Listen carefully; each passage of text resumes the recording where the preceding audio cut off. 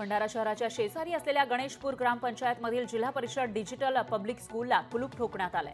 आवडत्या शिक्षकांना परत शाळेमध्ये आणण्यासाठी विद्यार्थी आणि पालकांनी शाळेसमोर ठिय्या आंदोलन सुरू केलं। उल्हासनगरमध्ये पावसानं दमदार हजेरी लावली। 3 दिवसांच्या विश्रांतीनंतर पावसानं पुन्हा हजेरी लावली, त्यामुळे सखल भागात पाणी साचलं, तर नागरिकांची चांगलीच तारांबळ उडाली। भंडारा जिल्ह्यातील वैनगंगा नदी धोक्याची पातळी या नदीनं ओलांडलेली आहे। वैनगंगा नदीचं बॅक वॉटर भंडारा शहरात शिरलंय, त्यामुळे अनेक कुटुंब पुराच्या पाण्यात अडकली, तर बचाव पथकाच्या मदतीनं सर्वांना रेस्क्यू करण्याचं काम जिल्हा आपत्ती व्यवस्थापनाच्या वतीनं केलं जात आहे। कोल्हापुरातील पंचगंगा घाटावर पोलिसांचा कडेकोट बंदोबस्त तैनात करण्यात आलाय। पंचगंगेमध्ये गणेश मूर्तींचं विसर्जन करण्यास मनाई करण्यावर हिंदुत्ववादी संघटनांनी आक्षेप घेतला आणि त्यामुळे इथं बंदोबस्त वाढवण्यात आलाय। कोल्हापुरात शरद पवार आणि ज्ञानेश महाराव यांच्या विरोधात भाजप आक्रमक झाली आहे। जोरदार घोषणाबाजी करत फलक घेऊन आंदोलन करण्यात आलं। उपमुख्यमंत्री देवेंद्र फडणवीस पंख छाटण्याचं काम सुरू असल्याचं विरोधी पक्षनेते विजय वडेट्टीवार यांनी म्हटलं आहे। मोदी शहा जोडीची माणूस उपयुक्त नसेल तर बाजूला जाण्याची पद्धत आहे, असंही वडेट्टीवार म्हणाले। बार्शीच्या पक्ष आमदार राजेंद्र राऊत यांचं ठिय्या आंदोलन सुरू आहे। मराठा समाजाला ओबीसी मधून आरक्षण देण्याची मागणी केली जाते, तर हजारो मराठा बांधव या आंदोलनात सहभागी झाले।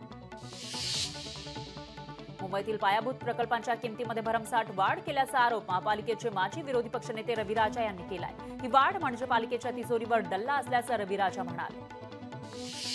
भारतीय जनता पक्ष आणि देवेंद्र फडणवीस जनतेला लुटणारे पाकिटमार असल्याचं पोस्टर लागलेले आहेत, तर मुंबई, पुणे, नांदेड, छत्रपती संभाजीनगर या शहरांमध्ये हे पोस्टर लावण्यात आले आहेत। राज्यभरात याबाबतचे पोस्टर दिसून येत आहेत।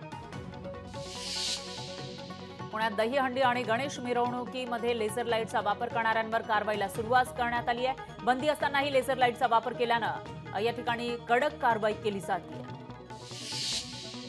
चाणक्य एक्सलन्स सेंटरवरून राष्ट्रवादी भाजप पुन्हा आमने सामने आले। पर्यटन विभागातर्फे कार्ला इथं चाणक्य एक्सलन्स सेंटरचा उभारण्याचा प्रस्तावातील चाणक्य शब्दाला अजित पवार यांनी हरकत घेतली आहे।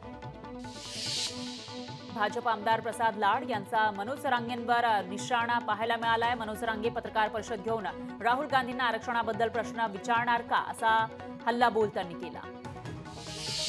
छत्रपती संभाजीनगरमध्ये शरद पवारांविरोधात भाजपचं आंदोलन सुरू आहे। प्रभू श्रीरामांबद्दल केलेल्या वक्तव्याचा निषेध करत प्रभू श्रीरामाचा मोठा फोटो लावून आंदोलन करण्यात आलंय, तर आंदोलकांनी रघुपती राघव राजारामचा जयघोष केला। नवी मुंबईतील अभिज्ञान कंडू यांची 19 वर्षीय भारतीय संघामध्ये निवड झालेली आहे। 19 वर्षाखालील संघामध्ये निवड झाली आहे, तर पुढील आठवड्यामध्ये ऑस्ट्रेलियामध्ये होणाऱ्या टेस्ट आणि वन डे सिरीजसाठी अभिज्ञान कंडू यांची निवड करण्यात आली आहे। पंतप्रधान मोदींनी सरन्यायाधीश चंद्रचूड यांच्या घरी जाऊन गणपतीची आरती केली होती, त्यानंतर संजय राऊतांनी टीका केली आहे। धर्मनिरपेक्ष म्हणून घेणाऱ्या राष्ट्रामध्ये एक छान चित्र पाहायला मिळालं, असा खोचक टोला राऊतांनी लगावला। छत्रपती संभाजीनगरमध्ये एक संतापजनक घटना समोर आली आहे। बसच्या प्रतीक्षेत असलेल्या प्रवाशांना बस न थांबवता अर्धा किलोमीटरपर्यंत बस मागे पळाला लावलेला आहे, तर सोयगावच्या जरंडीमध्ये हा प्रकार घडलाय। भंडारा जिल्ह्यामध्ये वैनगंगा नदीच्या बॅक वॉटरमुळे भंडारा तुमसर महामार्ग बंद आहे। वैनगंगा नदीच्या पाणी पातळीमध्ये सातत्यानं वाढ होतीये, त्यामुळे महामार्ग बंद आहे आणि वाहनांच्या रांगा लागल्या।